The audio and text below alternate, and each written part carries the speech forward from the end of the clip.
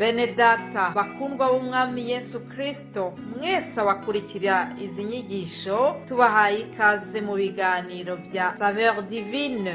Ibi biganiro mu bitegurirwa n'abavugabutumwa bwiza batandukanye, akaba ari umuhamagaro ugendera ku ijambo ry'Imana byanditse mu gitabo cy'ubutumwa bwiza uko bwanditswe na Matayo ibice 24 umurongo wa 14. Kandi ubutumwa bwiza bw'ubwami buzigishwa mu isi yose ngo bube ubuhamya bwo guhamiriza amahanga yose, nibwo imperuka izaherako ize. Ibi biganiro mubikurikira ku channel ya YouTube yitwa Saveur Divine. Tubifurije kugubwa neza. Imana Data ari nayo So ibaha umugisha.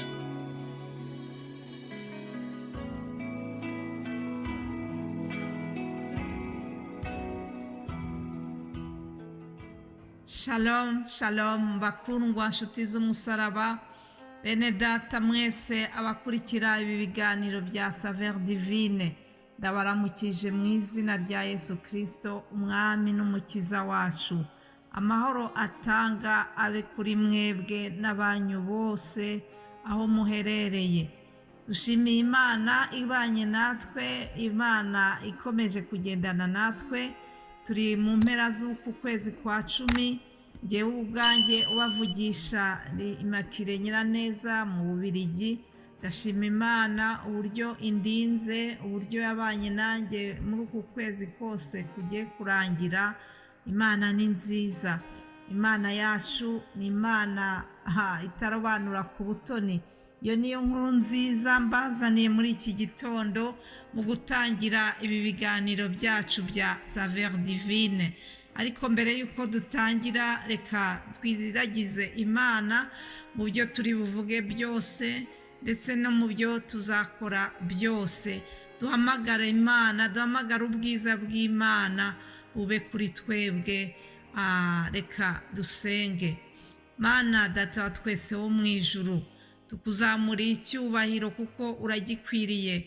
Uri Imana yaremye iyi si n'ijuru, uri Imana yaremye umuntu ikamurema mu ishusho yayo, uri Imana ikomeye, uri Imana yakoze ibitangaza mu gihe cya kera kandi n'uyu munsi uracyabikora.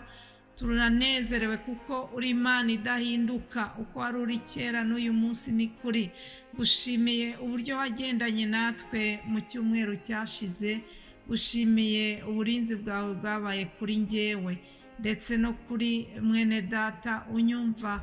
Uri wese wowe wabanye nawe ukaba ukimurinze, ukaba ukiduhaye uburyo bwo kumva iri jambo. Mana n'umugisha ukomeye, ndabigushimiye. Rero girira neza ubwoko bwawe, turagutumiye kugira ngo ubane natwe. Buri kintu cyose turi buvuge tuwe kuvuga tuvugishijwe nawe, ntaba ari njyewe, ahubwo umwuka wera amangeho ku buryo budasanzwe, kugira ngo ubwo mvugana n'ubwoko bwawe twese dufashirijwe imbere yawe. Ari ugabura ndetse n'ufungura ibiryo by'umwuka, twese dusangirira imbere yawe kandi twese tukubonereho umugisha. Nyemerera Mwami muri iki gitondo tukugirireho umugisha, tukumve ijwi ryawe, turyumve kandi aya magambo uyaherekeresha imbaraga zawe, kuko ni isezerano ryawe. Wavuze yuko uzajya uherekeza iri jambo ukariherekeresha imirimo n'ibitangaza. Ngwino rero wihesha icyubahiro mu byo tugiye kuvuga. Ni mu izina rya Yesu Kristo mbisenze nizeye, amen. Imana yacu ni ishimwe. Nongeye kubaha ikaze mwese abakurikira ibi biganiro tubagezaho, kandi ndashimira Imana ku bwanyu, ndashimira Imana ku bwa bene data babagezaho ibi biganiro. Ni ukuri twese dutahiriza umugozi umwe, kandi ni ukuri nidudacogora tuzahembwa, tuzambikwa ikamba ry'ubugingo. Rero Imana ishimwe kuko itubikiye byinshi. Haleluya. Ndabifuriza kugira ngo ni ukuri ibyo Imana yateganyirije abamwizeye, abayizeye mwese muzabibone, ntihazagire ikibabuza kubona umugabane wanyu wo mu ijuru. Rero reka dukomeze iki kiganiro cyacu dusangira amagambo tubona mu byakozwe n'intumwa igice cya 10. Ndatangirira ku murongo wa 34.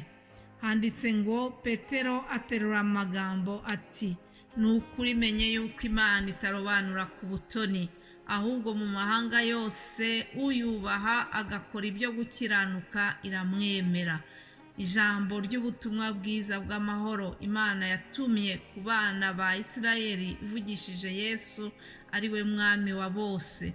Iryo jambo murarizi, ryamamaye i Yudaya hose rihereye i Galilaya, hanyuma y'umubatizo Yohani yabwirizaga.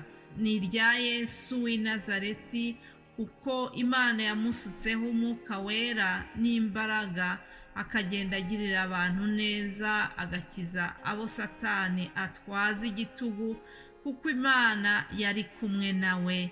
Imana ishimwe. Reka nkwinginge uca akarongo k'uyu murongo wa 38 utubwira ngo uko Imana yamusutseho umwuka wera n'imbaraga, ngo yagendaga agirira abantu neza, agakiza abo Satani atwaza igitugu. Uwo nguwo ni Yesu. Petero yateruye aya magambo ayavuga ari mu rugo rwa Koroneliyo. Imana yari yamwoherejeyo kugira ngo abasengere buzuzwa imbaraga z'umwuka wera. Jambo ritubwira ko Imana yari yarebye ibikorwa byiza, ugusenga n'ubuntu bwa Koroneliyo, hanyuma Imana iramwishimira. Imana iteganya kubaha umwuka wera we n'umuryango we, inyujije ku mukozi wayo Petero, niwe wagiye kusengera abo muri iyo famiye. Hanyuma Petero abibutsa amateka y'ibyo Yesu yakoze. Aleluya. Muri ibyo yabibukije rero niho yageze kuri uyu murongo wa 38. Arababwira ati, Yesu yagendaga agirira neza abantu bose. Impamvu yababwiye iri jambo nuko mu by'ukuri abayuda muri kiriya gihe bari bazi yuko ari bo bonyine bafite uburenganzira ku mwuka wera, ariko bimaze kugenda kuriya, bamaze kubona ko kwa Koroneliyo bahawe umwuka wera, Petero aravuga ati, menye neza yuko Imana itarobanura ku butoni. Aleluya. Ngiyo inkuru nziza nkuzaniye nshuti wumva iki kiganiro. Nagira ngo nkwibutse yuko Imana yacu itarobanura ku butoni. Ku Mana nta kimenyane kihaba, ntireba ngo uyu nguyu nuko akize cyane ngo ndamurutisha abandi, ngo uyu nguyu ngo afite ubwiza buruta ubw'abandi, ngo none ngo ndamuha faveur zirutiza abandi, cyangwa se ngo uyu nguyu ngo afite amashuri asumba y'abandi. Yewe, ntabwo Imana ireba ibyo byose abana b'abantu bareba. Ntabwo Imana ireba ngo kanaka azi kuvuga neza, azi gushyanuka. Oya, Yesu ntabwo ari ko ameze. Imana yacu ntabwo ari ibyo ireba, ahubwo ijambo ryatubwiye ngo mu mahanga yose uyubaha agakora ibyo gukiranuka. Ngibyo iby'Imana ireba. Niba umuntu ayubaha, niba umuntu akora ibyo gukiranuka. Ndakwifuriza nawe kugira ngo ukore ibyo gukiranuka, ukiranukira Imana, maze nawe izakugirira neza. Irindi jambo ryiza nshaka yuko dufata nuko ngo Yesu yagendaga agirira abantu neza. Ineza y'Imana yanyujije muri Yesu. Yesu akora ibintu bikomeye. Yesu yagiriye abantu neza, yagaburiye abashonje, Yesu yakijije ibibembe, Yesu yirukanye abadayimoni, Yesu yagiriye neza abantu bose yahuraga nabo. Nta muntu waje amusangwa ngo abure kumukemurira ikibazo yari afite. Rero ndakwifuriza kugira ngo nawe ineza y'Imana ikugereho muri iki cyumweru. Ineza y'Imana uyibone mu buryo budasanzwe mu kurangiza uku kwezi kwa 10. Ndagira ngo nkubwire ko Imana yacu itahindutse. Yesu ntabwo yahindutse. Uko yari ari muri kiriya gihe, ibyo yakoze muri kiriya gihe cyo kwa Koroneliyo, n'uyu munsi niko ari, n'uyu munsi yiteguye kutugirira neza. ntabwo ahinduka, nicyo cyiza, nicyo mukundira. Imana ishimwe. Nuko rero ineza y'Imana ibabeho mu gutangira iki cyumweru, ibe kuri mwebwe n'abanyu bose, nibyo mbifurije mu izina rya Yesu. Hanyuma kandi mbere y'uko turangiza, mbahe ijambo bene data bazabasangiza muri iki cyumweru dutangiye. Tuzaba dufite intego ivuga ngo dusenge ubudasiba. Yesu yasabye abigishwa be abacira umugani ugamije kubigisha gusenga ubudasiba.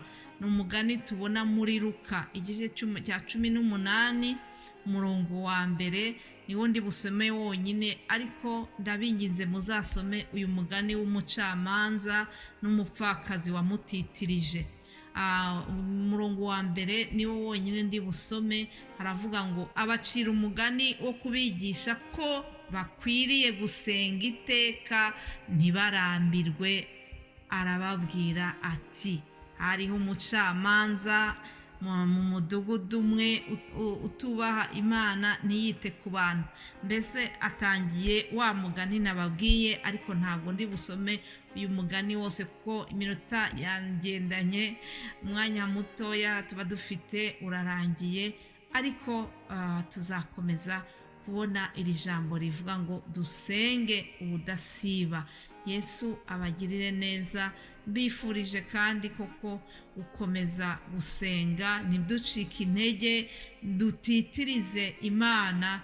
Iyo umuntu ayititirije byanze bikunze iramusubiza. Mugire icyumweru cyiza mukurikira ibi biganiro. Shalom.